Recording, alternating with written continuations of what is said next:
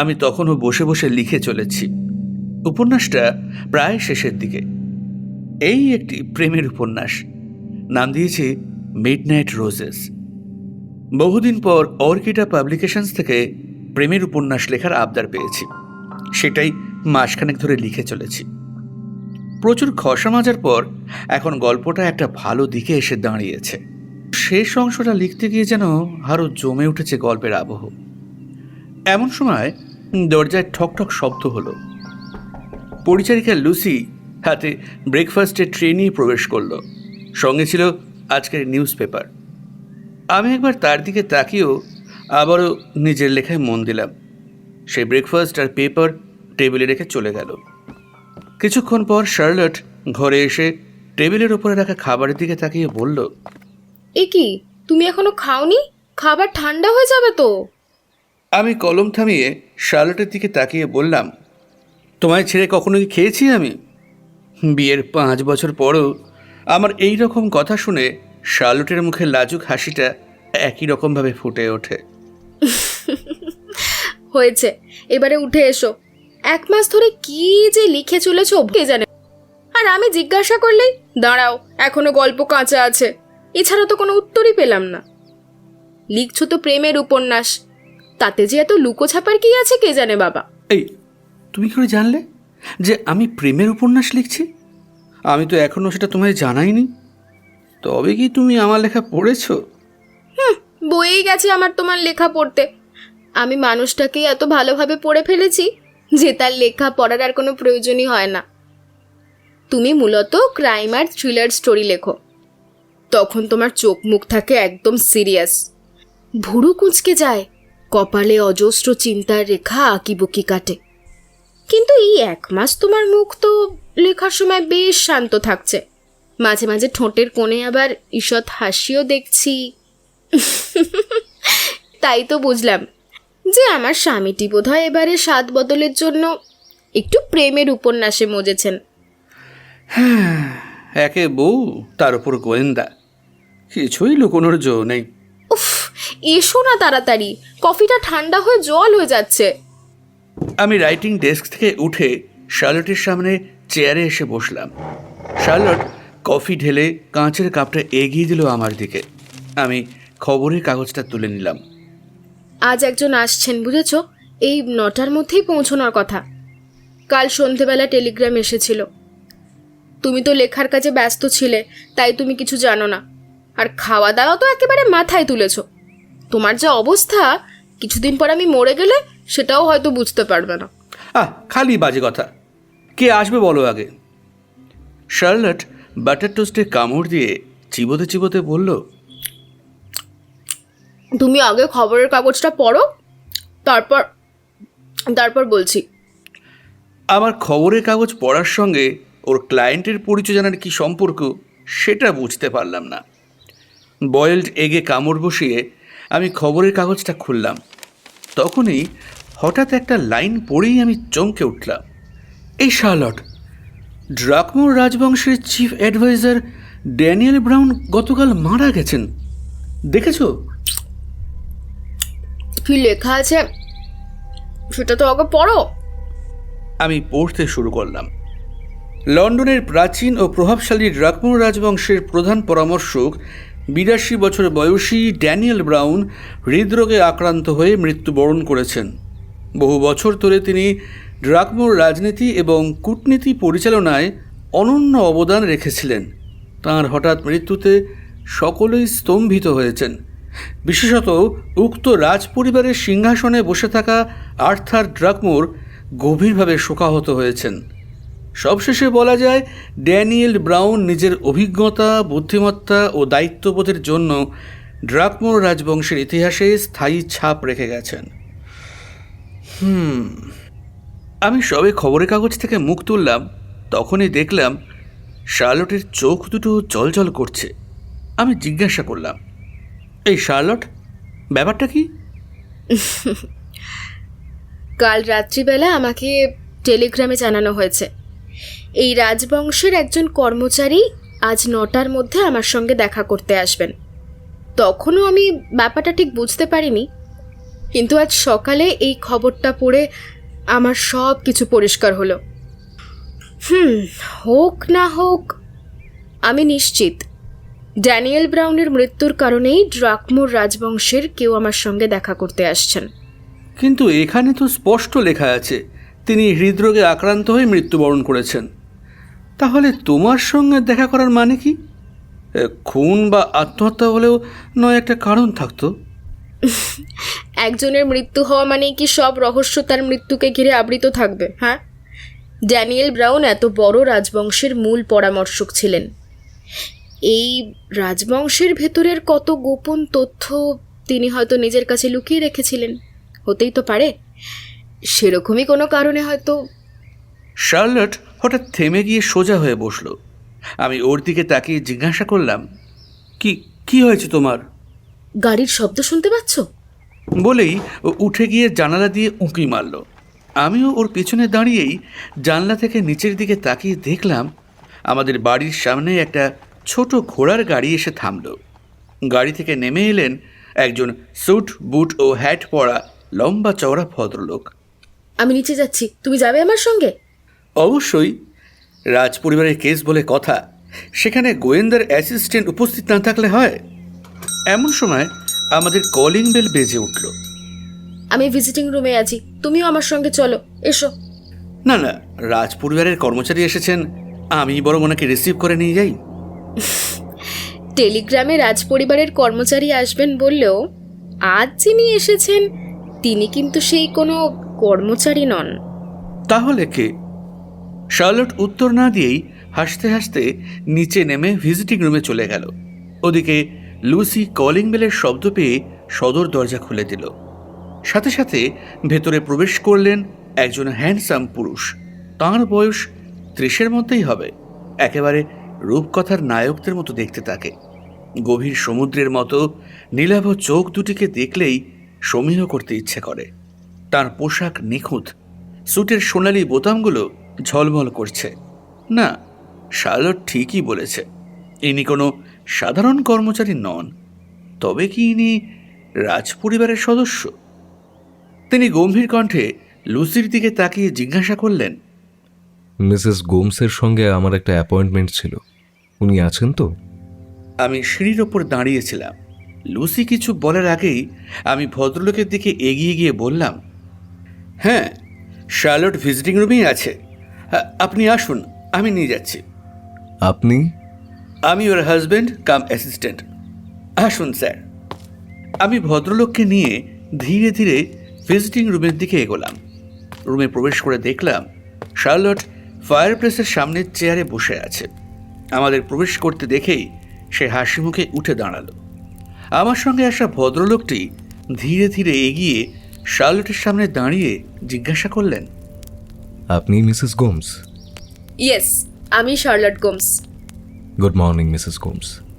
আশা করি গতকাল আপনি আমার টেলিগ্রাম পেয়েছেন। পেয়েছি ইয়োর ম্যাজেস্টি। আসুন, এই সোফায় এসে বসুন, তারপর বরং আমরা কাজের কথায় আসি। আমি আর ভদ্রলোক দুজনেই শার্লটের কথা শুনে চমকে উঠলাম। ইয়োর ম্যাজেস্টি মানে যে ব্যক্তি এখন আমার পাশে দাঁড়িয়ে আছেন তিনি ড্রাকমোর রাজবংশের রাজা। আমি সঙ্গে সঙ্গে ভদ্রলোকের পাশ থেকে কয়েক ধাপ দূরে সরে গেলাম।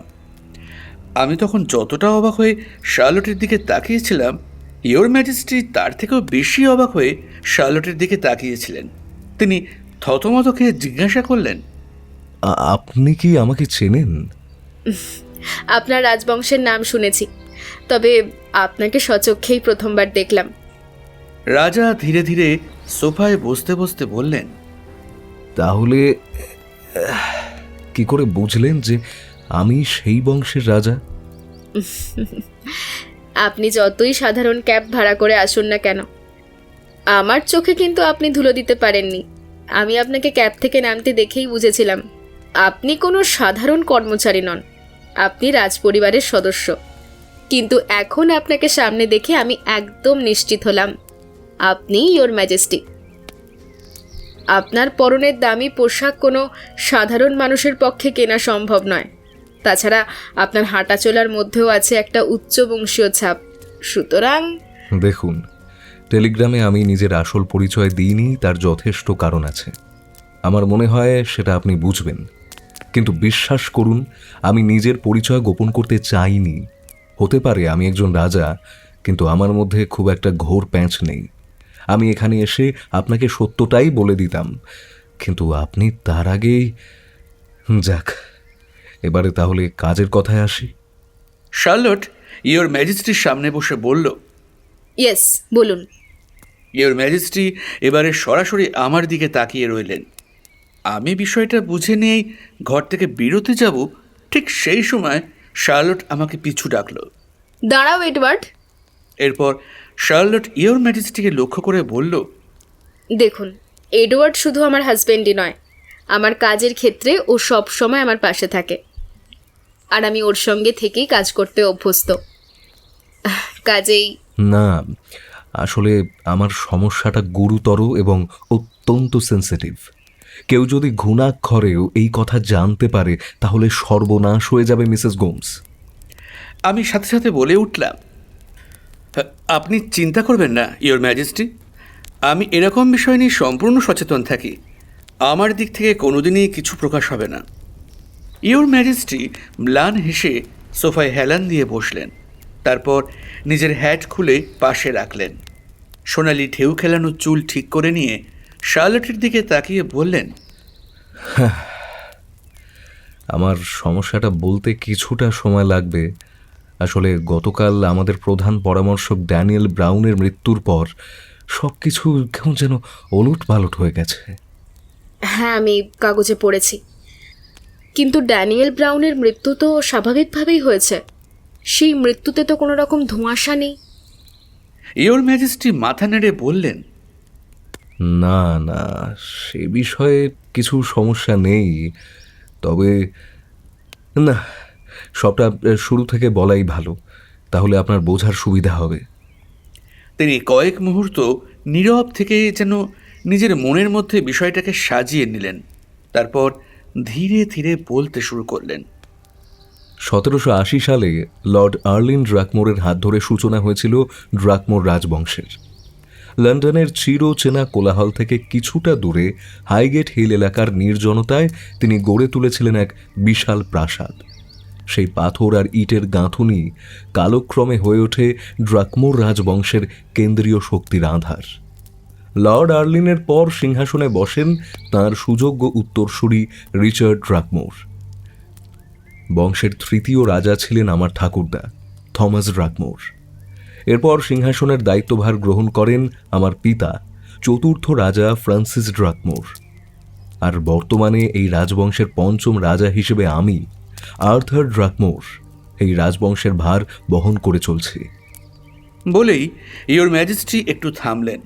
তারপর মাথাটা নিচু করে বললেন, আসলে এই ফ্যামিলি ট্রির নাম জানানোর দরকার ছিল, তাই আমি... কোনো সমস্যা নেই, আপনি বলে যান। ইয়োর ম্যাজেস্টি একটু চুপ থেকে আবারও বলতে শুরু করলেন, এবার আমি যা বলবো তা জানলে আপনাদের মনে আমার প্রতি আগের মতোই সম্মান থাকবে কিনা সে বিষয়ে আমি নিশ্চিত নই, তবুও আমি বলতে বাধ্য। আমার ঠাকুরদা থমাস ড্রাকমোর বিয়ে করেছিলেন এমিলি বার্নারকে। এমিলি বহুবার মা হওয়ার চেষ্টা করেছিলেন, কিন্তু বারবারই তাঁর মিসক্যারেজ হয় অথবা মৃত সন্তান জন্ম নেয়। তবু আমার ঠাকুরদা তাকে ভীষণভাবে ভালোবাসতেন, কোনো দিন তাকে দোষারোপ করেননি, তাকে ত্যাগ করার কথা কল্পনাও করেননি। তবে মনে মনে নিজের উত্তরাধিকার নিয়ে গভীরভাবে চিন্তিত থাকতেন। এত বড় সিংহাসন, এত সম্ভ্রান্ত রাজবংশ কেবল উত্তরাধিকারের অভাবে শেষ হয়ে যাবে? না, এমনটা হতে দেওয়া যায় না। শেষ পর্যন্ত এমিলি আবারও একসময় সন্তান ধারণ করলেন। এই বিষয়টা অত্যন্ত গোপনে রাখা হলো। এমিলিকেও এবারে বিশেষ যত্নে রাখা হয়েছিল, যেন কোনোভাবেই এই সন্তানের কোনো ক্ষতি না হয়। কারণ দীর্ঘদিন ধরে একের পর এক মৃত সন্তান প্রসবের জন্য তিনি রুগ্ন হয়ে পড়েছিলেন। একদিকে আমাদের বিশ্বস্ত রাজধাত্রী এবং তার কন্যাকে প্রাসাদে আনা হয়েছিল এমিলির সেবা ও শুশ্রূষার জন্য। এখানে বলে রাখি, তখন রাজধাত্রীর মেয়ে ডোনাও ছিল গর্ভবতী। তার স্বামী জাহাজে কাজ করতেন, তাই সে মূলত মায়ের সঙ্গেই থাকত। রানীর অন্দরে এরা দুজন আর রাজা ছাড়া আর কারো প্রবেশের অনুমতি ছিল না। ক্রমেই প্রসবের সময় ঘনিয়ে এলো। এমিলির প্রসব বেদনা শুরু হলো। আমাদের রাজধাত্রী মিসেস বার্মুর ছিলেন শক্ত মনের মহিলা। ডোনাও নিজের মায়ের সুযোগ্য হেল্পার ছিল, কিন্তু তারা দুজনে মিলে চেষ্টা করেও কার্যসিদ্ধি করতে পারলেন না। শেষ পর্যন্ত এমিলি আবারও মৃত সন্তান জন্ম দিলেন এবং এবারে তিনি নিজেও মারা গেলেন। আমার ঠাকুরদার মাথায় যেন বাজ পড়ল। যদিও তিনি চাইলে আরও একবার বিয়ে করে নিজের ইচ্ছা পূরণ করতে পারতেন, কিন্তু তিনি আমার ঠাকুমাকে ভীষণ ভালোবাসতেন। পাশাপাশি তিনি ভেবেছিলেন হয়তো তার নিজ সন্তান লাভের সৌভাগ্য নেই। এমন সময় হঠাৎ ডোনারও প্রসব বেদনা শুরু হলো। মিসেস বার্মোর এবার সম্পূর্ণ ডোনার দিকে মনোযোগ দিলেন। ঠাকুরদা কঠোর আদেশ দিলেন ডোনার সন্তান এই প্রাসাদেই জন্ম নেবে। মিসেস বার্মোর সঙ্গে সঙ্গে ডোনার প্রসবের ব্যবস্থা করলেন। কিছুক্ষণ পরেই ডোনা একটি সুস্থ ফুটফুটে পুত্র সন্তান জন্ম দিল। ঠাকুরদা সেই খবর পেতেই মিসেস বার্মোরকে ডেকে পাঠালেন। বললেন, মিসেস বার্মোর, আপনাকে আমার একটা সাহায্য করতে হবে। বলুন, কি করতে পারি আপনার জন্য? আজ এমিলি আর আমার সন্তান মারা গেছে। তাদের দেহ এখনো প্রসব কক্ষে পড়ে আছে। আমার দুঃখের সীমা নেই, সেটা নিশ্চয়ই বুঝতে পারছেন। কিন্তু ব্যক্তিগত জীবন যতই বেদনাদায়ক হোক, রাজা হিসেবে আমার সিংহাসনের প্রতি দায়বদ্ধতা আছে। মিসেস বার্মোর, আমি ঘুরিয়ে ফিরিয়ে কথা বলবো না, অত সময় নেই আমার হাতে। আজ রাতে ডোনার জন্মানো শিশুটি আপনি আমার হাতে তুলে দিন। সে এই রাজবংশের পরিচয়ে মানুষ হবে, আর আমার মৃত সন্তানকে আপনি ডোনার সন্তান বলে দিন। সবাই জানবে ডোনা মৃত সন্তান জন্ম দিয়েছে। এ কি বলছেন?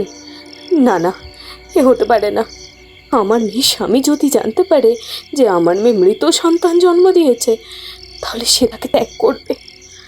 ওর জীবন তখন। ওর বাকি জীবনের দায় আমি নেব।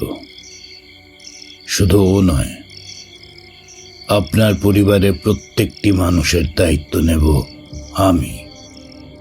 মিসেস বার্মোর বহুবার না না বলেও শেষ পর্যন্ত রাজি হলেন। তবে তিনি আমার ঠাকুরদার সামনে 3টি শর্ত রাখলেন।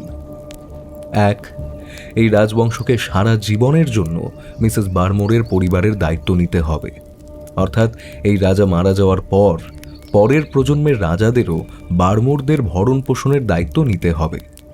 2, মিসেস বার্মোরের একমাত্র ভাই ড্যানিয়েল ব্রাউনকে এই রাজবংশে স্থায়ীভাবে চাকরি দিতে হবে এবং সারা জীবন তাকে বরখাস্ত করা যাবে না। 3, এই 2টি শর্ত আইনি নথি হিসেবে সংরক্ষণ করতে হবে। 1 কপি থাকবে রাজার কাছে, আর 1 কপি থাকবে মিসেস বার্মোরের কাছে। ঠাকুরদা তখন এমন অবস্থায় ছিলেন যে মিসেস বার্মোর যদি তাকে শুলেও চড়তে বলতেন, তিনি হয়তো তাই করতেন। তিনি সমস্ত শর্তে রাজি হয়ে গেলেন। পরের দিনই গোপনে মিসেস বার্মোর আর আমার ঠাকুরদার মধ্যে দ্য সাইলেন্ট এগ্রিমেন্ট স্বাক্ষরিত হলো এবং সকলে জানল গত রাতে এমিলি সন্তান জন্ম দিতে গিয়ে মারা গিয়েছিলেন।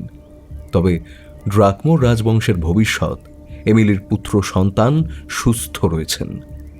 অন্যদিকে আমার ঠাকুরদা গোপনে মিসেস বার্মোর এবং ডোনাকে অন্য কোনো নিরাপদ জায়গায় পাঠিয়ে দেন। পাশাপাশি তিনি আইনি ব্যবস্থা নেন যাতে যতদিন এই রাজবংশ থাকবে ততদিন তাদের পরিবারের সকলের ভরণ পোষণের দায়িত্ব নেবে এই রাজবংশ। এর মানে ড্যানিয়েল ব্রাউন ছিলেন আপনাদের রাজধাত্রীর ভাই, কিন্তু তাকে হঠাৎ চিফ অ্যাডভাইজার পদে নিযুক্ত করার কারণটা আমি ঠিক বুঝতে পারলাম না। তখন তো তিনি যুবক ছিলেন, তাই প্রথমে তাকে সাধারণ কাজের সঙ্গেই যুক্ত করা হয়েছিল। কিন্তু ক্রমেই আমার ঠাকুরদা লক্ষ্য করলেন এই যুবকের বুদ্ধিমত্তা ও দূরদর্শিতার ক্ষমতা অদ্বিতীয়। এর ফলেই ধীরে ধীরে ড্যানিয়েল ব্রাউনের পদোন্নতি হতে থাকে। শেষ পর্যন্ত যখন ঠাকুরদা জীবনের শেষ পর্যায়ে পৌঁছালেন, তখন এক কঠিন রাজনৈতিক জটিলতার মধ্যে পড়লেন। তখন ড্যানিয়েল ব্রাউন তার কূটনীতি প্রয়োগ করে সমস্যার সমাধান না করলে কেউই আমার ঠাকুরদাকে ওই পাঁক থেকে বের করে আনতে পারত না। অবশেষে ঠাকুরদা ড্যানিয়েল ব্রাউনকে তার অসামান্য ক্ষমতার জন্য চিফ অ্যাডভাইজার পদে নিয়োগ করেন। সেই থেকে ড্যানিয়েল আমাদের পরিবারের অবিচ্ছেদ্য অংশ হয়ে ওঠেন। আমার বাবা ফ্রান্সিস ড্রাকমোরের শাসনকালেও প্রতিটি জটিল রাজকীয় সিদ্ধান্তে ড্যানিয়েলের পরামর্শ ছিল অপরিহার্য। আপনার বাবা আর স্যার ড্যানিয়েল ব্রাউন নিশ্চয়ই এই গোপন নথির বিষয়ে জানতেন। হ্যাঁ, ড্যানিয়েল ব্রাউন তো শুরু থেকেই জানতেন, আর ঠাকুরদাও মারা যাওয়ার আগেই বাবার হাতে সেই গোপন নথিটি দিয়ে তাকে সব কিছু জানিয়ে যান। আপনার বাবা সেটা জানতে পেরে নিশ্চয়ই বড়সড় ধাক্কা পেয়েছিলেন। ধাক্কা কি বলছেন মিসেস গোমস? তিনি তখন কিছুক্ষণের জন্য উন্মাদী হয়ে গিয়েছিলেন। বাগানে তার ভীষণ প্রিয় গাছটা পর্যন্ত কাটিয়ে দিয়েছিলেন রাগের চোটে। যেই গাছে একটা র্যাভেন একসময় বাসা বেঁধেছিল বলে তিনি সেই র্যাভেনের বাসা ভেঙে দিয়েছিলেন, সেই আদরের গাছটা তিনি কেটে ফেললেন। ভাবতে পারেন? তারপর তো অনেক কষ্টে ড্যানিয়েল ব্রাউনই তাকে বুঝিয়ে সুঝিয়ে শান্ত করেছিলেন। বেশ, এরপর কি হলো? সেই নথির দায়িত্ব কি আপনার বাবাই নিলেন? এবারে ইয়োর ম্যাজেস্টি কিছুটা সামনের দিকে ঝুঁকে বসে শার্লটের চোখে চোখ রেখে বললেন, মিসেস গোমস, এবারেই তো এই ঘটনা একটা অন্য মোড় নিল। বাবা নথি হাতে পেয়ে তার দায়িত্ব সরাসরি ড্যানিয়েল ব্রাউনের ওপর দিয়ে দিলেন। অন্যদিকে মিসেস বারমোরেরও বয়স বাড়ছিল। তিনিও সুরক্ষার জন্য নথির কপিটা তার ভাই ড্যানিয়েলের কাছেই হস্তান্তর করলেন। সুতরাং দুদিকের নিরাপত্তার জন্য একটিমাত্র ব্যক্তির ওপরই তারা নির্ভর করেছিল। তখন ড্যানিয়েল ব্রাউন এই নথিগুলো একসঙ্গে সিল করে রাজপ্রাসাদে লুকিয়ে রাখেন, কিন্তু একটি বিশেষ নিয়ম মেনে। এবারে ইয়োর ম্যাজেস্টি গম্ভীর কণ্ঠে বললেন, এবারে আপনাকে আমি ড্যানিয়েল ব্রাউনের বিচক্ষণতা ও সতর্কতার একটা নিদর্শন দেই। ড্যানিয়েল ব্রাউন সেই নথি প্রত্যেক মাসের 1, 13 ও 22 তারিখে নতুন নতুন জায়গায় লুকিয়ে রাখতেন। এই নিয়ম শুরু হয়েছিল বাবার আমল থেকেই। বাবার মৃত্যুর পর তিনি আমাকে সমস্ত বিষয় জানিয়ে সেইভাবেই নথিগুলো লুকিয়ে রাখতেন। সেই লুকানোর জায়গাগুলোর খবর শুধু তিনি এবং আমি ছাড়া আর কেউ জানত না। আমি একবার তাকে এই নিয়ম করে নথি লুকানোর স্থান পরিবর্তনের কারণ জিজ্ঞাসা করেছিলাম। তিনি বলেছিলেন, এক জায়গায় গোপন জিনিস রাখলে মানুষ একদিন না একদিন সেই জায়গার হদিশ ঠিকই পেয়ে যায়, কিন্তু বারবার জায়গা পরিবর্তন করলে সেই গোপন জিনিস অনেকদিন পর্যন্ত সুরক্ষিত থাকে। শার্লট উত্তেজিত হয়ে উঠে দাঁড়ালো। ওর চোখ উজ্জ্বল হয়ে উঠেছে। বাহ, এ তো দারুণ ব্যাপার। সত্যি ভদ্রলোকের দূরদর্শিতার জবাব নেই। শার্লট ঘর জুড়ে পায়চারি করতে করতে বলল, এবারে বিষয়টা বুঝতে পারছি। গতকাল আপনি কোথাও গিয়েছিলেন, তাই তো?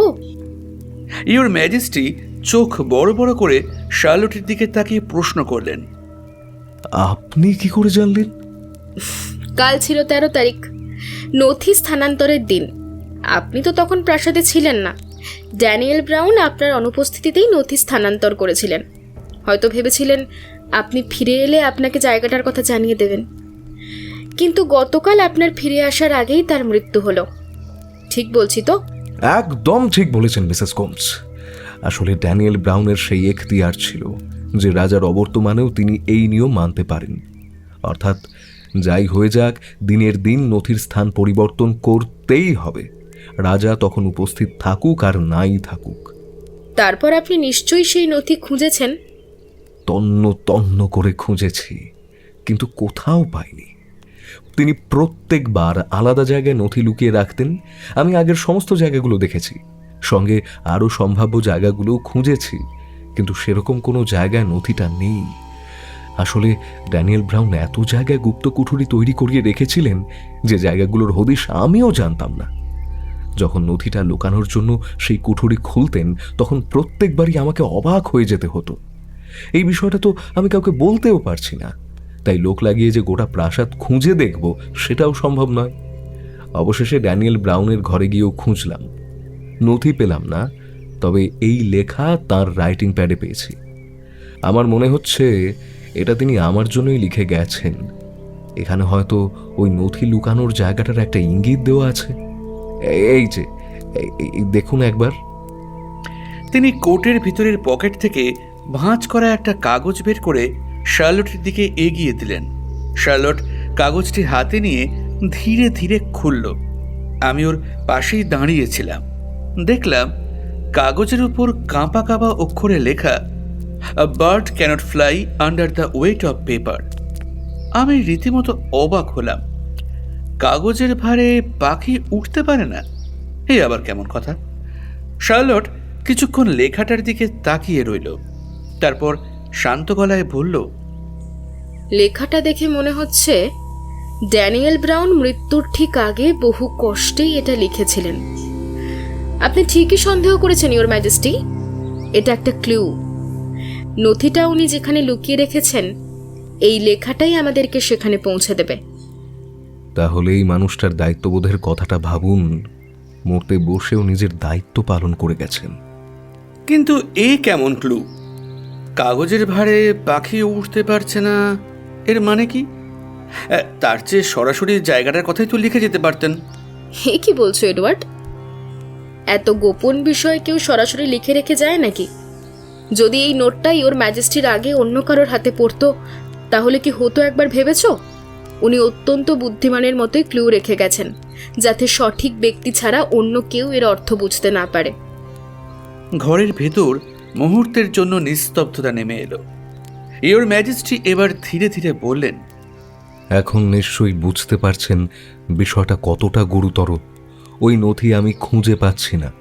যদি কোনোভাবে সেটা অন্য কারো হাতে চলে যায় আর প্রমাণ হয়ে যায় যে আমার বাবা এই বংশের বৈধ উত্তরাধিকারী ছিলেন না, তাহলে তাহলে আমার উপাধিটাও বাতিল হয়ে যাবে। এক মুহূর্তে রাজা থেকে আমি ভিখারি হয়ে যাব। কয়েক মাস পরে ভালমোরিয়া রাজবংশের সঙ্গে আমি বিবাহসূত্রে আবদ্ধ হতে চলেছি। তারা যদি এই গোপন সত্যটা জানতে পারে, তাহলে তো সব শেষ হয়ে যাবে মিসেস গোমস। তিনি একটু থেমে আবারও বললেন, আপনার কথা আমি অনেক শুনেছি, তাই আপনার কাছেই এসেছি। আপনি ছাড়া হয়তো আর কেউ আমাকে এই বিপদ থেকে উদ্ধার করতে পারবে না। গতকাল আমি যতটা সম্ভব খুঁজেছি, কিন্তু কিছুই পাইনি। আজ যদি আপনি একবার আমার প্রাসাদে গিয়ে নথিটা খুঁজে বার করেন, তাহলে আমি আপনাকে আপনার পারিশ্রমিকের 20 গুণ বেশি টাকা দেব। শার্লট এই কথার কোনো উত্তর দিল না। ধীরে ধীরে নিজের চেয়ারে গিয়ে বসল। চোখ বন্ধ করে কিছুক্ষণ যেন গভীরভাবে চিন্তা করল। তারপর চোখ খুলে শান্ত গলায় জিজ্ঞেস করল, আপনার কোনো সার্ভেন্ট কি গতকালের পর ছুটি নিয়েছে? না। আপনি এখন এখানে চলে এসেছেন। এই সময় কি আপনার কোনো স্টাফ প্রাসাদ থেকে বেরোতে পারবে, বা বাইরে থেকে কেউ প্রাসাদে ঢুকতে পারবে? না, আমার বিশেষ অনুমতি ছাড়া আমার অবর্তমানে প্রাসাদ থেকে কেউ বেরোতে বা প্রাসাদে কেউ ঢুকতে পারবে না। শার্লট মাথা নেড়ে বলল, তাহলে ধরে নেওয়া যায় নথি এখনো ওই প্রাসাদেই রয়েছে। আচ্ছা বেশ, আপনি ফিরে গিয়ে একটা কাজ করবেন। সব সার্ভেন্ট ও স্টাফদের কোয়ার্টারেই রাখবেন। যতক্ষণ না নথিটা পাওয়া যাচ্ছে, ততক্ষণ কাউকে কোনো কারণেই প্রাসাদের বাইরে বেরোতে দেবেন না, আর না কাউকে বাইরে থেকে ভেতরে ঢুকতে দেবেন। কেমন? ইওর ম্যাজেস্টি কিন্তু কিন্তু করে জিজ্ঞাসা করলেন, সে নয় হয়ে যাবে, কিন্তু আপনি... আমি আর এডওয়ার্ড দুপুরেই আপনার প্রাসাদে পৌঁছে যাব। নথি খুঁজতে হলে দিনের আলোতেই খোঁজা ভালো। ইওর ম্যাজেস্টি উঠে দাঁড়ালেন। আপনি তাহলে ওই কাগজটা আপাতত রেখে দিন, আমিও এখন রওনা দিই। শার্লটও হাসি মুখে উঠে দাঁড়ালো। ইওর ম্যাজেস্টি হ্যাট হাতে নিয়ে আরেকবার শার্লটের দিকে তাকিয়ে বললেন, মিসেস গোমস, আপনাদের আসার অপেক্ষায় থাকব। তিনি হ্যাট মাথায় দিয়ে ঘর থেকে বেরিয়ে গেলেন। আমি তাকে দরজা পর্যন্ত এগিয়ে দিলাম। বাইরে এসে তিনি ছোট্ট ক্যাবটায় উঠে রওনা দিলেন। ঘোড়ায় টানা গাড়িটা টকবক শব্দ তুলে আমার দৃষ্টির আড়ালে ক্রমশ মিলিয়ে গেল শহরের ব্যস্ত জনপথে। ঘরে ফিরে এসে দেখি শার্লট আবার সেই কাগজটি খুলে কাঁপা কাঁপা অক্ষরে লেখা সেই লাইনটার দিকে স্থির দৃষ্টিতে তাকিয়ে রয়েছে। A bird can't fly under the weight of paper. আমি এগিয়ে গিয়ে জিজ্ঞাসা করলাম, কিছু বুঝলে লেখাটা দেখে? এর থেকে 3টে বিষয় পরিষ্কার। 1, স্যার ড্যানিয়েল ব্রাউন ভীষণ কর্তব্যপরায়ণ মানুষ ছিলেন। 2, তার মানসিক শক্তি খুব বেশি ছিল। আর 3, মৃত্যুর সময় তিনি প্রচণ্ড যন্ত্রণা সহ্য করেছেন। সেগুলো তো আমিও বুঝেছি। বিশেষ করে অক্ষরগুলো এত চেপে লেখা হয়েছে যে সেটা থেকে স্পষ্ট বোঝা যাচ্ছে তিনি তখন ভীষণ কষ্ট পাচ্ছিলেন। কিন্তু এইগুলো ছাড়া আর কিছু? এটা যে কোনো জায়গার ইঙ্গিত এ ব্যাপারে আমি নিশ্চিত। A bird can't fly under the weight of paper. এই পেপার শব্দটার ফলেই বোঝা যাচ্ছে যে উনি ওই নথিটির কথাই বলেছেন। কিন্তু শার্লট, এই নথি তিনি কোন পাখির পায়ে বেঁধেছেন যে পাখি এই নথির ভারে উঠতেই পারছে না? শার্লট কিছুক্ষণ চুপ করে রইল। তারপর হঠাৎ কাগজটা আমার হাতে তুলে দিয়ে বলল, তুমি এটা ধরো তো, আর তাড়াতাড়ি লাঞ্চটা সেরে নাও, আমাদেরকে ঘন্টা 2-এর মধ্যে বেরোতে হবে। তারপর ঘর থেকে বেরোতে বেরোতে আমাদের পরিচারিকা লুসির উদ্দেশ্যে বলল, লুসি, তাড়াতাড়ি জনকে খবর দাও, ও যেন 2 ঘন্টার মধ্যে ওর গাড়ি নিয়ে এসে এখানে পৌঁছয়। আমি কিছুক্ষণ কাগজটা নিয়ে দাঁড়িয়ে থেকে আবার লাইনটার দিকে তাকালাম, কিন্তু কিছুই উদ্ধার করতে না পেরে শেষে দীর্ঘশ্বাস ফেলে কাগজটা পকেটে রেখে নিজের রাইটিং ডেস্কের দিকে ফিরে গেলাম। বেরোনোর আগে অন্তত কিছুটা কাজ এগিয়ে নেওয়া যাক। কুইন্সল্যান্ড সবসময়ই ব্যস্ত। সারাদিন লোকজনের হইহট্টগোল, ঘোড়ার গাড়ির খটমট শব্দ, ম্যাগাজিন বিক্রেতার চিৎকার, পলস বেকারি থেকে ভেসে আসা পাউরুটি ও কেকের গন্ধ, হ্যামার্স কিউরিও শপের বাইরে দোকানদারের সঙ্গে খরিদ্দারের ঝগড়া কোলাহল লেগেই থাকে। আজও ঠিক এমনটাই হচ্ছে আমাদের কুইন্সল্যান্ডে। শার্লট আর আমি আমাদের বাড়ি 23 কুইন্সল্যান্ডের দরজার সামনে দাঁড়িয়ে তখন জনের অপেক্ষা করছি। কয়েক মিনিট পরেই একটা হ্যান্ডসম ক্যাব এসে থামলো আমাদের সামনে। জন টুপি খুলে আমাদের অভিবাদন জানালো। আমরা ওকে ইনস্ট্রাকশন দিয়ে ক্যাবে উঠে বসলাম। কোচম্যানের চাবুক আঘাতে ঘোড়া ধীরে ধীরে এগোতে শুরু করলো। আকাশে রোদের আভা থাকলেও তার উপর একটা ফ্যাকাশে ধূসর মেঘের পরত জমেছে। এ একেবারে লন্ডনের চিরচেনা আবহ। ক্যাব ধীরে ধীরে ব্যস্ত রাস্তা ছেড়ে একটু চওড়া পথে গিয়ে উঠল। চারপাশে মানুষের ভিড় কমতে শুরু করলো। দোকানপাট বাজারের সংখ্যা কমে এলো। আরও কিছুটা এগোতেই শহরের সেই চেনা কোলাহল প্রায় মিলিয়ে গেল। রাস্তা এখন ঢালু হয়ে ওপরে উঠছে হাইগেট হিলের দিকে। রাস্তার দুপাশে বিশাল বিশাল গাছ মাথা উঁচু করে দাঁড়িয়ে আছে। তাদের ডালপালা একে অপরের সঙ্গে জড়িয়ে একটা অদ্ভুত ছায়াময় ছাউনি তৈরি করেছে। ঘোড়ার খুরের শব্দ এখন আরও স্পষ্টভাবে শোনা যাচ্ছে। বাতাসে শীতল ভেজা ভেজা ভাবটাও বাড়ছে। আমি কোচের বাইরে দেখে বললাম, জায়গাটা বেশ নির্জন, বলো?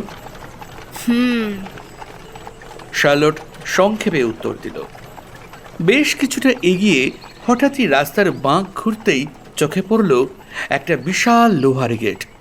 তার ওপারে দূরে দাঁড়িয়ে আছে একটা বিরাট প্রাসাদ। ক্যাবটা ধীরে ধীরে এগিয়ে গিয়ে থামল গেটের সামনে। আমি আর শার্লট নেমে এলাম। তারপর জনকে বিদায় দিয়ে আমরা প্রাসাদের সামনে দাঁড়িয়ে থাকা প্রহরীর দিকে এগিয়ে গিয়ে নিজেদের পরিচয় দিতেই সে আমাদের ভেতরে যেতে বলল। আমরা এগিয়ে গেলাম প্রাসাদের দিকে। গেট পেরিয়েই পথটা সোজা সামনে এগিয়ে গেছে। পাথর বসানো মসৃণ রাস্তার দুপাশে রয়েছে রং বেরঙের ফুল গাছের সারি। আমরা সেই পথ দিয়েই এগিয়ে চললাম। এবার আমাদের সামনে পড়ল একটি শ্বেত পাথরের তৈরি ওয়াটার ফাউন্টেন।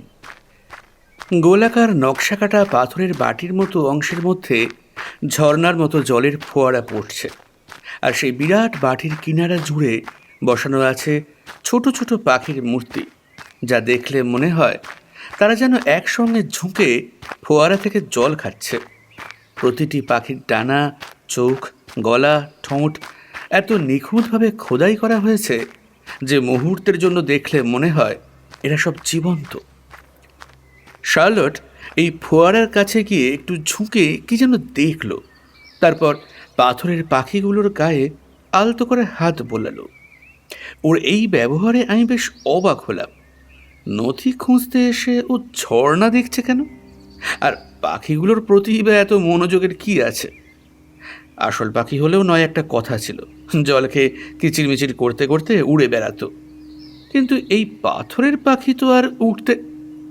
হঠাৎই ঝাঁ করে মনে পড়ে গেল আমার, a bird can't fly under the weight of paper. সত্যি তো, এই পাথরের পাখি তো উঠতে পারে না। তবে কি এই ফোয়ারার কোনো অংশে নথিটা লুকিয়ে রেখেছিলেন স্যার ড্যানিয়েল? শার্লটকে সেই কথা জিজ্ঞাসা করতে যাব, ঠিক তখনই আমাদের কানে এলো একটি গম্ভীর কণ্ঠস্বর। আপনারা এসে গেছেন? আমরা পিছনে ফিরে দেখলাম ইওর ম্যাজেস্টি সেখানে এসে দাঁড়িয়েছেন। তিনি আমাদের দিকে এগিয়ে এসে বললেন, দুঃখিত, আসলে স্টাফদের তো আপনি কোয়ার্টারে থাকতে বলেছিলেন, তাই কেউ আপনাদের আসার খবর দিতে পারেনি। তবে আপনাদের নাম আমি প্রহরীদের বলে রেখেছিলাম, যাতে সহজে আপনারা ভিতরে ঢুকতে পারেন। আপনাদের কোনো সমস্যা হয়নি তো আসতে? না না, আমরা তো ফোয়ারা দেখছিলাম, ভারী সুন্দর। সম্ভবত এটা খুব পুরনো নয়, তাই না? না, এটা আমার বাবা ভারত থেকে সেরা কারিগরদের এখানে নিয়ে এসে তৈরি করিয়েছিলেন। ওনার এসব শখ ছিল। কত যে অদ্ভুত অদ্ভুত জিনিস তিনি বানিয়েছিলেন, সেটা আপনারা বাড়ির ভেতরে এসে বুঝতে পারবেন। আপনাদের স্টাফ কোয়ার্টারটা কোথায়? প্রাসাদের পেছনে, বাগানের একপাশে। কেন বলুন তো? ওখানে স্টাফদের সঙ্গে কথা বলবেন। ওরা যদি কিছু সন্দেহ করে তাহলে কিন্তু কেলেঙ্কারি হয়ে যাবে। না না, কারোর সঙ্গে কথা বলবো না। আসলে বাড়ির ভিতরে যাওয়ার আগে একটু আশপাশটা দেখতে চাইছিলাম, এই আর কি। বেশ, চলুন। আমরা তিনজনেই বাগানের দিকেই এগিয়ে গেলাম। বাগানের ভেতরের পথটা বাইরের রাস্তার তুলনায় অনেকটাই সরু, তবে তার সৌন্দর্য আলাদা করে চোখে পড়ে। প্রাসাদের সামনের অংশটা পুরোপুরি সাদা পাথরে মোড়া হলেও বাগানের দিকটা যেন রঙের এক জীবন্ত বিস্তার। নানা ধরনের ফুল ও ফলের গাছ চারপাশে ছড়িয়ে আছে। ছাঁটা ঝোপগুলো এমনভাবে সাজানো যে তাদের ফাঁক দিয়েই তৈরি হয়েছে এলোমেলো পথের। আমরা সেই পথ ধরেই ধীরে ধীরে এগোতে থাকলাম। ইওর ম্যাজেস্টি হাত তুলে স্টাফ কোয়ার্টারের দিকটা দেখিয়ে দিলেন। শার্লট একবার সেদিকে তাকিয়েই আবার মুখ ফিরিয়ে নিল। বুঝলাম ওই দিকটা তার বিশেষ আগ্রহের বিষয় নয়। আমরা বাগানের বিস্তৃত একটা অংশে পৌঁছলাম। সেখানে একপাশে নিচু লোহার রেলিং দিয়ে ঘেরা সবুজ ঘাসের লন চোখে পড়ল। সেই দিকেই দেখিয়ে ইওর ম্যাজেস্টি বললেন, এখানে আগে এই লনটা ছিল না।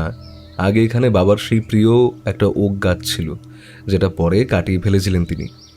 সেই গাছের কাঠ দিয়েই তিনি একটা আসবাব তৈরি করিয়ে নিজের ঘরে রেখেছিলেন, আর এই জায়গাটায় তৈরি করেছিলেন এই লন। মাঝে মাঝেই তিনি এখানে এসে বসতেন আর বই পড়তেন। সব থেকে অদ্ভুত বিষয় কি জানেন? আমার বাবা এই লনেই মারা গেছিলেন। অনেক কম বয়সেই হার্ট অ্যাটাক হয়েছিল তার। যাক, আসুন প্রাসাদের পেছনের দরজা দিয়ে আপনাদের ভেতরে নিয়ে যাই। আমাকে প্রথমে একটু স্যার ড্যানিয়েলের কাজের ঘর আর শোয়ার ঘরটা দেখাবেন। অদ্ভুত মানুষ ছিলেন তিনি। নিজের শোয়ার ঘরকেই কাজের ঘর আর লাইব্রেরি বানিয়ে নিয়েছিলেন। আসুন, নিয়ে যাচ্ছি। আমরা তার পিছু পিছু এগিয়ে গেলাম। বাগানের পথটা ধীরে ধীরে গিয়ে মিশল প্রাসাদের পেছনের দেওয়ালের সঙ্গে। সাদা পাথরের সেই দেওয়ালে বসানো ছিল একটি ভারী কাঠের দরজা, চারপাশে সূক্ষ্ম খোদাই করা নকশা। দরজার সামনে এসে ইওর ম্যাজেস্টি থামলেন, তারপর দরজা খুলে আমাদের ভেতরে নিয়ে গেলেন। অতিরিক্ত সুন্দর কোনো স্থানের বর্ণনা বোধহয় ঠিকভাবে দেওয়া যায় না। খারাপের মাঝে ভালো থাকলে তবেই তার বিশেষত্ব আলাদা করে বোঝা যায় আর বোঝানোও যায়। এখানেও ঠিক তেমনটাই মনে হলো। এত বড় প্রাসাদের এত নিখুঁত অন্দরমহলকে আলাদা করে বিশেষণ দিয়ে লাইন ধরে বর্ণনা করা প্রায় অসম্ভব। স্বর্গ যেমন সম্পূর্ণটাই সুন্দর, সেখানে আলাদা করে কোনো একটি সৌন্দর্যকে চিহ্নিত করা যায় না, এই প্রাসাদে ঢুকেও আমার ঠিক তেমনই অনুভূতি হলো। তাই অযথা বর্ণনায় না গিয়ে আমি বরং গল্পটাই এগিয়ে নিয়ে চলি। একটা বিরাট লন পেরিয়ে আমরা এসে পৌঁছলাম স্যার ড্যানিয়েলের ঘরে। সেখানে সত্যিই একপাশে শোয়ার ব্যবস্থা, একপাশে লাইব্রেরি আর একপাশে কাজকর্মের ব্যবস্থা করা আছে। তবে এই ঘর এতটাই বড় যে আমাদের কুইন্সল্যান্ডের বাড়ির অর্ধেকটা অনায়াসেই ধরে যাবে। ঘরে ঢুকেই প্রথমে চোখে পড়ল উঁচু সিলিং, মাঝখানে ভারী কাচের ছাড়বাতি ঝুলছে। মেঝেতে পালিশ করা কাঠের ওপর পুরু কার্পেট পাতা রয়েছে। ডান দিকে একটা বিশাল পালঙ্ক, তার উপর সাদা চাদর নিখুঁতভাবে টানা আছে। ইওর ম্যাজেস্টি বললেন, এই বিছানার ওপরই ড্যানিয়েল ব্রাউন মারা গেছিলেন, আর তাঁর রাইটিং প্যাডটা ছিল বেডের পাশের টেবিলটার উপর। শার্লট সেই দিকে এগিয়ে গেল। আমি এবারে ঘরের অন্য প্রান্তে লাইব্রেরির দিকটায় এলাম। একটা বিশাল আরাম কেদারার পিছন দিকে দেওয়াল জোড়া আলমারিতে সারি সারি বই সাজানো রয়েছে। এর ঠিক পাশে রয়েছে স্যার ড্যানিয়েলের কাজের জায়গা। একটা কাঠের টেবিল, কালি দোয়াত, কলমদানি আর কয়েকটি কাগজ সেখানে সযত্নে রাখা আছে। সবশেষে আমার দৃষ্টি গিয়ে থামল ঘরের উত্তর দিকের বিরাট জানলার সামনে। সেদিকে তাকিয়ে আমি রীতিমতো হতবাক হয়ে গেলাম। বিরাট বড় কাচের জানলার ঠিক সামনে ঝুলছে একটি বড় সোনার খাঁচা। খাঁচার ভেতরে বসানো আছে সোনারই তৈরি একটি কাকাতুয়া। বাইরে থেকে আসা বিকেলের আলো পড়ে সেই খাঁচা আর পাখিটা ঝকঝক করছে। আমি চমকে উঠে বললাম, শার্লট, এদিকে দেখো। পিছনে ফিরে দেখলাম আমার ডাকার আগেই সে ওই দিকেই তাকিয়ে আছে। ধীরে ধীরে সে এগিয়ে এসে খাঁচাটার দিকে স্থির দৃষ্টিতে তাকালো। ইওর ম্যাজেস্টি বললেন, এটা ভারত থেকেই আনা হয়েছিল। এটা আমার বাবা উপহার দিয়েছিলেন ড্যানিয়েল ব্রাউনকে, তার কাজের খুশি হয়ে। শার্লটের চোখে কেমন যেন ঝিলিক দেখা গেল। মৃদু হেসে সে বলল, পাখি পাখি পাখি, সব জায়গাতেই পাখি। ইওর ম্যাজেস্টি, আপনার বাবার ঘরটাকে একবার দেখা যায়? ওই ঘরে এখন আমিই থাকি, কিন্তু ওই ঘরে নথি লুকানোর মতো কোনো জায়গা নেই। তবে আপনি যখন বলছেন তখন একবার চলুন। আমরা পৌঁছলাম ড্রাকমোর রাজবংশের রাজা আর্থার ড্রাকমোরের শয়নকক্ষে। ভাবা যায়? আমার তো নিজের ভাগ্যেই বিশ্বাস হচ্ছে না। কার মুখ দেখেছে উঠেছিলাম কে জানে। আমার এত উৎসাহ থাকলেও শার্লটের যেন এইসব ব্যাপারে কোনো আগ্রহই নেই। দিব্যি সে নিজের মনে এদিক ওদিক দেখে যাচ্ছে। ইওর ম্যাজেস্টির ঘরটা বিরাট বড়, কিন্তু অযথা জাঁকজমক দিয়ে ভরাট নয়। চারদিকে ছড়িয়ে আছে নিখুঁতভাবে বেছে নেওয়া দামি দামি আসবাব। একদিকে রয়েছে সুদৃশ্য ফায়ারপ্লেস, মেঝেতে পালিশ করা কাঠ, তার উপর লাল রঙের কার্পেট। এমন কার্পেটের উপর দিয়ে হাঁটলে কোনো শব্দই প্রায় হয় না। এছাড়া এই ঘরে রয়েছে 4টি বড় জানলা, প্রতিটা প্রায় মেঝে থেকে ছাদ পর্যন্ত লম্বা। মোটা ভারী কাপড়ের পর্দা পাশে সরানো আছে। বাইরে থেকে বিকেলের পড়ন্ত আলো ভেতরে ঢুকছে। ঘরের একদিকে রয়েছে বিশাল পালঙ্ক, তার পাশে দেওয়াল জুড়ে রয়েছে বিরাট বড় আলমারি। অন্যদিকে একটা ওক কাঠের তৈরি টেবিল রাখা আছে। সেখানে দরকারি কিছু কাগজপত্র, বই গুছিয়ে রাখা আছে। তার ঠিক সামনেই বিশাল বিশাল মখমলের চাদরে মোড়ানো সোফায় ইওর ম্যাজেস্টি আমাদের বসতে বললেন। আমরা সেখানে বসলাম। ইওর ম্যাজেস্টি শার্লটের দিকে তাকিয়ে জিজ্ঞাসা করলেন, এবারে বলুন, পারবেন আমায় সাহায্য করতে? আমি তো ওই ক্লুয়ের মাথা মুন্ডু কিছুই বুঝতে পারছি না। কেন, সেই ক্লুটা দেখেও আপনার কিছু সন্দেহ হলো না? A bird cannot fly under the weight of paper. না, এমন কোনো পাখি আমি দেখিনি যে কিনা কোনো কাগজের ভারে উড়তে পারছে না। আপনি লেখাটার আক্ষরিক অর্থের দিকেই ঝুঁকে পড়ছেন ইওর ম্যাজেস্টি। ক্লু কখনো আক্ষরিক অর্থ দিয়ে বিচার করা যায় না। পাখি উড়তে পারে না এমন পাখির তো অভাব নেই এই রাজবাড়িতে। ইওর ম্যাজেস্টি আমার দিকে তাকিয়ে ভ্রু কুঁচকে জিজ্ঞাসা করলেন, মানে কি বলতে চাইছেন আপনি? আসার সময় দেখলাম আপনাদের এন্ট্রান্স থেকে এগিয়ে যে ফোয়ারাটা রয়েছে সেখানে তো বেশ কয়েকটা পাথরের পাখি বসানো রয়েছে। হতে পারে সেখানেই কোথাও কোনো চোরা কুঠুরি রয়েছে, আর স্যার ড্যানিয়েল সেখানেই। কি বলছেন মিস্টার গোমস? তাহলে তো এখনই সেটা ভেঙে ফেলতে হবে। হুমা, ভাঙবেন কেন? কত সুন্দর জিনিস এটা। অত বড় জায়গার কোথায় চোরা কুঠুরি আছে বুঝবো কি করে? তার থেকে তো ভেঙে ফেলা ভালো, তাই না?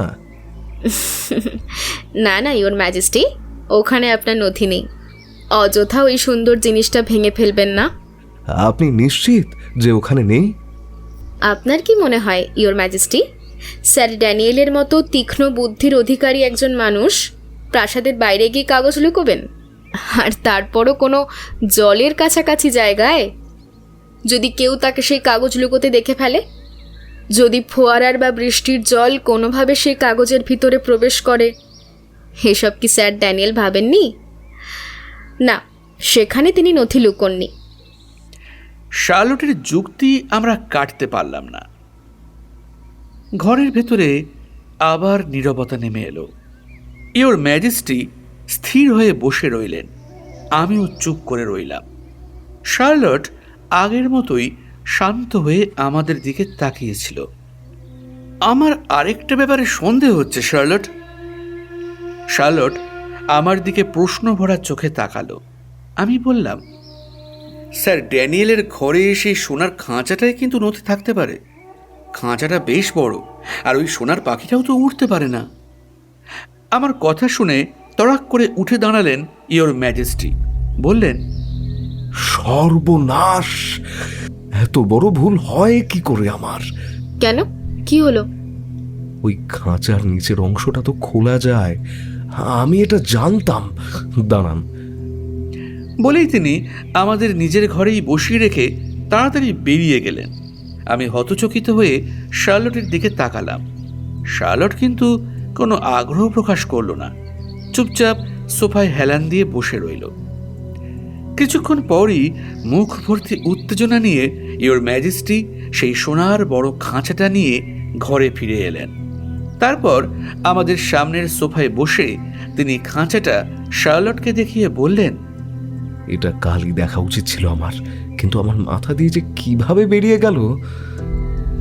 বলতে বলতে তিনি খাঁচাটা হাতে নিয়ে উপরের অংশটা আলাদা করলেন। তারপর গোল বাক্সের উপরের ঢাকনাটায় চাপ দিতেই সেটা স্প্রিংয়ের মতো খুলে গেল। আমি রীতিমতো ঝুঁকে পড়লাম। ইওর ম্যাজেস্টিও তাড়াতাড়ি সেটা খুলে ফেললেন। দেখলাম ভেতরে একটি গুপ্ত কুঠুরি থাকলেও সেই কুঠুরি কিন্তু ফাঁকা, অর্থাৎ নথিটা স্যার ড্যানিয়েল এখানে রেখে যাননি। এবারে ইওর ম্যাজেস্টি খাঁচাটা নামিয়ে রেখে মাথা চাপড়ে বিরক্ত হয়ে বললেন, কোথায় কোথায় কোথায় কোথায় রাখলেন ওই নথি মিস্টার ড্যানিয়েল? তিনি তো সেটা ক্লুতেই বলে গেছেন। কিন্তু ক্লু দেখে সম্ভাব্য যে জায়গাগুলো মনে হচ্ছে সেখানে তো নেই। তাহলে কি ওই ফোয়ারাটার মধ্যেই আছে? হ্যাঁ মিসেস গোমস, আমার মনে হয় ওই ফোয়ারার কোনো একটা অংশে ওটা লুকানো আছে। ওই জায়গাটা নিশ্চয়ই এমনভাবে বানানো হয়েছে যাতে বাইরে থেকে কিছু বোঝা না যায়, আর সেই জায়গাটায় হয়তো বৃষ্টির বা ফোয়ারার জল পৌঁছতে না পারে। না না না না না, আর আর দেরি করবো না, আগামীকালকে আমি ওটা ভেঙে ফেলবো। তারপর আবারও হতাশ হবেন ইওর ম্যাজেস্টি। মানে কি বলতে চাইছেন আপনি? খোলাখুলি বলুন। আদৌ আপনি কিছু বুঝতে পারছেন? আমার তো আপনাকে দেখে মনে হচ্ছে আপনি শুধু রাজবাড়ি ঘুরতে এসেছেন। এই কড়া কথাগুলো শুনতে খারাপ লাগলেও বলতে বাধ্য হচ্ছি, ওনার অবস্থায় আমি দাঁড়িয়ে থাকলেও হয়তো একই কথাই বলতাম। শার্লট বিষয়টা বুঝতে পেরেই বলল, মাথা ঠান্ডা করুন ইওর ম্যাজেস্টি। আমি যখন কোনো কাজের দায়িত্ব নিই সেটা আমি শেষ করেই থাকি। এডওয়ার্ড, একবার ওই ক্লু লেখা কাগজটা দাও তো। আমি কাগজটা বের করে শার্লটের হাতে দিলাম। সেটার ভাঁজ খুলে সামনের টেবিলের ওপর রেখে আমার কাছ থেকে একটা পেন চেয়ে নিয়ে শার্লট আমাদের দিকে তাকিয়ে বলল, দেখুন, ভালো করে লক্ষ্য করবেন দুজনেই। A bird can't fly under the weight of paper. এই লাইনটার কেবল আক্ষরিক অর্থটাই তখন থেকে আপনারা দেখছেন, তাই জন্যই বিষয়টা ধরতে পারছেন না। মন দিয়ে দেখুন। হ্যাঁ, এখানে মূল দুটো শব্দ আছে, বার্ড আর পেপার, তাই তো? পেপার বলতে স্বাভাবিকভাবেই উনি নথিটা বোঝাতে চাইছেন, কিন্তু বার্ড বলে উনি কি বোঝাচ্ছেন? পাখি, নাকি পাখি সম্পর্কিত কোনো জিনিস? এবারে আমার প্রশ্নের উত্তর দিন ইওর ম্যাজেস্টি। পাখি সম্পর্কিত কোন জিনিসটা আপনার প্রাসাদে রয়েছে? ফোয়ারা বা খাঁচা নয়, কিন্তু অন্য জিনিস। একটু ভেবে দেখুন। ইওর ম্যাজেস্টি কিছুটা ভেবে বললেন, বিশ্বাস করুন মিসেস গোমস, আমার মাথায় কিছু আসছে না। আমি তাহলে একটু মনে করিয়ে দিই। আপনার বাবা যেই রাজবংশের বৈধ সন্তান নন, তিনি যেই রাজবংশের কেউই নন, সেটা জানার পর তিনি নিজের পছন্দের ওক গাছটা কেটে ফেলেছিলেন। সেই গাছ নাকি তার এতটাই প্রিয় ছিল যে একসময় র্যাভেন সেই গাছে বাসা বেঁধেছিল বলে সেই জন্য সেই বাসাটাও তিনি নষ্ট করে দিয়েছিলেন, আর সেই গাছটাই তিনি রাগের চোটে কেটে ফেলেছেন। এবার ভাবুন, র্যাভেন পাখির সঙ্গে ওক গাছের একটা সম্পর্ক আছে, বুঝতে পারছেন তো? ইওর ম্যাজেস্টি বিস্ফারিত চোখে শার্লটের দিকে তাকিয়ে রইলেন, কোনো উত্তর দিতে পারলেন না। শার্লট বলে চলল, এবার সেই ওক গাছের কাঠ দিয়ে আপনার বাবা তৈরি করালেন এই টেবিল। বলে শার্লট যে টেবিলটার ওপর ঝুঁকে লিখছিল সেটার দিকেই ইঙ্গিত করল। তারপর হেসে বলল, তো এই টেবিলের কাছেই রয়েছে আপনার সেই নথি। ইওর ম্যাজেস্টি কিছুক্ষণ বোকার মতো শার্লটের দিকে তাকিয়ে রইলেন। তারপর হঠাৎ ঝাঁপিয়ে পড়লেন টেবিলের ওপর রাখা বই আর নোটগুলোর দিকে। শার্লট হেসে বলল, আরে কি করছেন? রাজশিলমোহর দেওয়া নথি ওখানে রাখবেন স্যার ড্যানিয়েল। তবে এই টেবিলের মধ্যেই কোনো একটা সিক্রেট ড্রয়ারে তিনি ওই নথি রেখেছেন। কিন্তু এই টেবিলে তো কোনো সিক্রেট ড্রয়ার নেই। আমারও টেবিলটা দেখে সেটাই মনে হয়েছিল। টেবিলটা একেবারে সাধারণ, বাড়তি কোনো নকশা পর্যন্ত নেই সেখানে। শার্লট হেসে বলল, ভুলে যাবেন না ইওর ম্যাজেস্টি, এই টেবিল আপনার বাবাই তৈরি করিয়েছিলেন। তখন নিশ্চয়ই স্যার ড্যানিয়েলও উপস্থিত ছিলেন। তার তখন নথি লুকোনোর জন্য নতুন নতুন জায়গার প্রয়োজন। সুতরাং এত সাধারণ টেবিল স্যার ড্যানিয়েল তখন কিছুতেই তৈরি করতে দেবেন না। সুতরাং ধরে নেওয়া যায় নিশ্চয়ই তিনি এই টেবিলেও কোনো গুপ্ত ড্রয়ার বানিয়েছিলেন। আপনি হয়তো সেটা জানেন না, কারণ আপনার সামনে তিনি কখনোই এখানে এই নথি লুকোননি। কাল যদি উনি না মারা যেতেন তাহলে হয়তো জেনেই যেতেন। আপনি কি করে এতটা নিশ্চিত হচ্ছেন মিসেস গোমস? আমি হাওয়ায় কথা বলি না ইওর ম্যাজেস্টি। আমি সঙ্গে সঙ্গে এগিয়ে এসে ভালো করে টেবিলটা পরীক্ষা করলাম, এমনকি পায়াগুলো টেনে ঘুরিয়ে দেখলাম সেগুলো খোলা যায় কিনা, কিন্তু কিছুই লাভ হলো না। এবারে শার্লট একটা অদ্ভুত কাজ করলো। নিজের জুতোটা খুলে নিয়ে লম্বা কাঠের হেল দিয়ে পুরো টেবিলটা ঠুকে ঠুকে দেখতে শুরু করলো। শেষ পর্যন্ত টেবিলের উপরিভাগে সেই কাঠের আঘাতের শব্দটা কেমন যেন বদলে গেল, যেন কোনো ফাঁপা কাঠের বাক্সে আঘাত করা হচ্ছে। শার্লটের চোখ জ্বলে উঠল। আমার দিকে তাকিয়ে সে বলল, টেবিলটা মাটিতে উল্টাতে হেল্প করো না প্লিজ। আমি একাই টেবিলটা উল্টে দিলাম। শার্লট এবার ঝুঁকে পড়ে টেবিলের কোণ বরাবর খুঁটিয়ে খুঁটিয়ে দেখতে লাগলো। তারপর হঠাৎ মুখ তুলে বলল, একটা শক্ত কিছু লাগবে, ওই সরু লোহার রডের মতো কিছু। ইওর ম্যাজেস্টি ফায়ারপ্লেসের ওপর থেকে একটা লম্বা শিক এনে দিতেই শার্লট সেটা নিয়ে টেবিলের কোণের দিকে দুবার জোরে চাপ দিতেই কাঠের মোটা পাটাতনটা সরে গেল। আমি সেটাকে তুলে সরিয়ে দিতেই দেখা গেল তার নিচে রাখা আছে একটি নথি, যার উপর স্পষ্ট করে মারা আছে ড্রাকমোর রাজবংশের লাল রঙের শিলমোহর। মোটা হলদে রঙের কাগজটা তুলে নিয়ে ইওর ম্যাজেস্টি প্রায় লাফিয়ে উঠলেন। পেয়েছি, পেয়েছি, এটাই সেই মূল্যবান নথি, পেয়েছি আমি। শার্লট উঠে দাঁড়িয়ে মৃদু হেসে বলল, এবারে বুঝলেন তো, মিসেস গোমস এখানে শুধু প্রাসাদ দেখতে আসেননি। ইওর ম্যাজেস্টি এখনো উত্তেজনায় প্রায় কাঁপছেন, হাতে ধরা নথিটার দিকে বারবার তাকাচ্ছেন, যেন সেটা যে সত্যিই তাঁর হাতে রয়েছে বিশ্বাস করতে পারছেন না। কিছুক্ষণ পর তিনি ধীরে ধীরে নিজেকে সামলে নিয়ে আমাদের দিকে তাকিয়ে বললেন, আমি আপনাদের কিভাবে ধন্যবাদ জানাবো বুঝতে পারছি না মিসেস গোমস। মিস্টার গোমস, এই নথিটার গুরুত্ব আমার কাছে অনেকটা। এটা শুধু একটা কাগজ নয়, এটা এটা এমন এক প্রমাণ যা কোনোদিনও সামনে আসা উচিত হবে না। সত্যি মিসেস গোমস, আপনার বুদ্ধির প্রশংসা না করে পারছি না। আমি পাশে দাঁড়িয়ে সবটা দেখছিলাম, কিন্তু রাজার মুখে এই প্রশংসা শুনেও আমার স্ত্রীর মুখে কোনো বাড়তি গর্বের ছাপ দেখলাম না, না দেখলাম কোনো উচ্ছ্বাস। ও বলল, এবারে যে আমাদের বিদায় নেওয়ার সময় হয়েছে ইওর ম্যাজেস্টি। খেয়ে পেয়েছেন? আপনাদের আজ আমি কিছুতেই ছাড়ব না। আপনারা আজ এই প্রাসাদেই থাকবেন আমার বিশেষ অতিথি হয়ে। সেই দিনটা আমাদের রয়্যাল গেস্ট হিসেবেই প্রাসাদে রাখা হলো। একটা দিন সম্পূর্ণ রাজার হালে থেকে পরের দিন সকালে আমরা রাজ পরিবারের বিশেষ কোচে বসে রওনা দিলাম।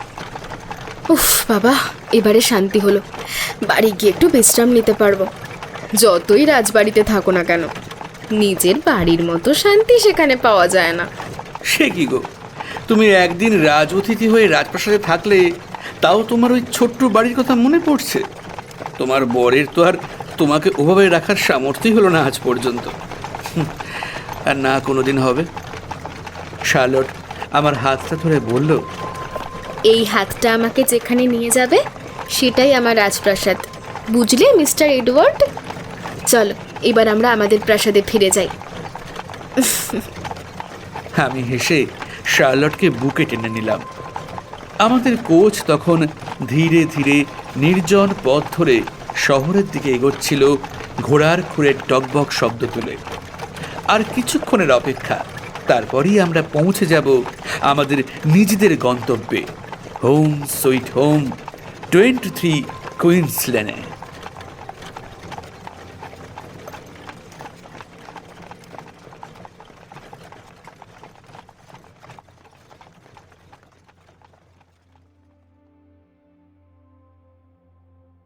রোমাঞ্চ বাংলায় এতক্ষণ শুনলে সুলেখিকা অঙ্কিতা ঘোষের কলমে ডিটেকটিভ শার্লট গোমস সিরিজের প্রথম রহস্য রোমাঞ্চকর কাহিনী the adventure of the Drakmore document. কাহিনীটি শুনে ভালো লেগে থাকলে কাহিনীটি হাইপ করার এবং আমাদের চ্যানেলটি সাবস্ক্রাইব করার বিশেষ অনুরোধ ও আবদার রইল তোমার কাছে বন্ধু। আজকের কাহিনীতে কণ্ঠদানে রয়েছে গল্প পাঠে সৌরভ সাহা, শার্লট গোমসের ভূমিকায় বর্ণালী দে বর্মন, এডওয়ার্ডের ভূমিকায় সৌরভ সাহা, রাজা আর্থারের ভূমিকায় অভিক সাহা, রাজা থমাসের ভূমিকায় প্রিয়নাথ মুখোপাধ্যায়, মিসেস বারমোরের ভূমিকায় অঙ্কিতা ঘোষ এবং ড্যানিয়েল ব্রাউনের ভূমিকায় সৌরভ সাহা। গল্পটির নাট্যরূপ এবং সামগ্রিক পরিচালনায় আমি সৌরভ সাহা। তাহলে আজকের মতো আসি বন্ধু, ভালো থেকো, সুস্থ থেকো, সকলকে ভালো রেখো। ফিরে আসছি খুব শিগগিরই তোমার মনের মতো আরও একটি গল্প নিয়ে। আর হ্যাঁ, গল্প মানেই রোমাঞ্চ বাংলা। শুনতে থাকো, গল্পে থাকো।